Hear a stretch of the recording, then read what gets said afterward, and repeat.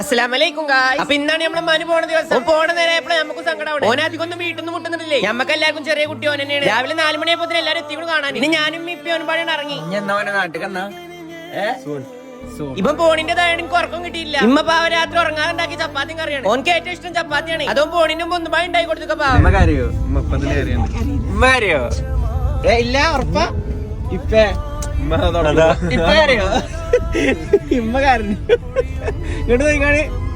നോക്കി.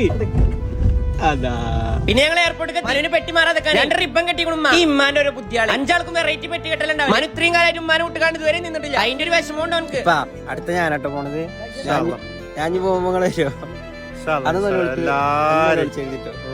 പിന്നെ ഓനെ യാത്രക്ക് ഓന്റെ കൂട്ടുകാരന്മാർ കുറെ ഉണ്ടായിരുന്നു. ഓലെ ചെറിയ പ്രായത്തിൽ ഓനാണ് ഏറ്റവും ഫസ്റ്റ് പോണത്. എന്നാലും ഓനെ കൊണ്ടാക്കാൻ എത്രങ്ങാനും ആൾക്കാർ. പിന്നെ പോവാൻ നേരത്തെ ഓനും കരയാൻ തുടങ്ങി. ഇവനെ വിട്ടു പോകണേക്കാരം ഓനക്ക് ഏറ്റവും സങ്കടം. ഇവനാണ് ഓനെ എന്തിനു നിൽക്കല്. ഈ ഒരു സീൻ കണ്ടപ്പോ എനിക്കും ആകെ ഇടങ്ങാറായി. ചെറുപ്പം മുതൽ പോലെ രണ്ടാളും ഞാൻ കാണണല്ലേ. പിന്നെ ഇമ്മ മിനിറ്റിൽ ഓനോട് പാസ്പോർട്ട് എടുത്തോ ടിക്കറ്റ് എടുത്തോ ചോദിച്ചാൽ എന്നെ പണി. ഇമ്മാക്ക് സങ്കടമായിട്ട് എന്താ പറയണ്ടെന്ന് അറിയില്ല. അവിടെ പോയിട്ട് നല്ല ചോറുന്നാനൊക്കെ പറയുന്നത്. ഓ ചപ്പാത്തി നിന്റെ ബാക്കി ഉണ്ടായിരുന്നു, അത് വേണമെങ്കിൽ പാർസലാക്കി തരാൻ നമ്മ പറയുന്നത്. അങ്ങനെ അവസാനമായി ഓനക്ക് കയറാൻ സമയം. രണ്ടാളുടെ പോകുന്നപ്പോ ഞാൻ കരയിത് പറഞ്ഞു. ഇപ്പൊ ആണെങ്കിൽ പിടിച്ചിക്കാൻ പറ്റണം അത്രയും പിടിച്ചു. പക്ഷെ അതേമാതിരി ഇമ്മാനെ കൊണ്ട് കഴിഞ്ഞിട്ടില്ല. ഓനെ ഉള്ളിൽ കയറി അപ്പൊ തന്നെ ഇങ്ങോട്ട് വരുത്തും. എന്നിട്ട് ഇമ്മയുണ്ട് ഓനപ്പ് നടന്നു പോകണം. അങ്ങനെ അവസാനമായി ഉള്ളിൽ കയറി. ബാക്കിയുള്ളവർ പോയപ്പോഴൊന്നും ഇതുപോലത്തെ ഒരു അനുഭവം വരെ ഉണ്ടായില്ല. മനു വെച്ച് പോയിനേച്ച് സെൽമ അവിടെ കരച്ചിൽ നിർത്തുന്നില്ല. നോക്കി നോക്കാം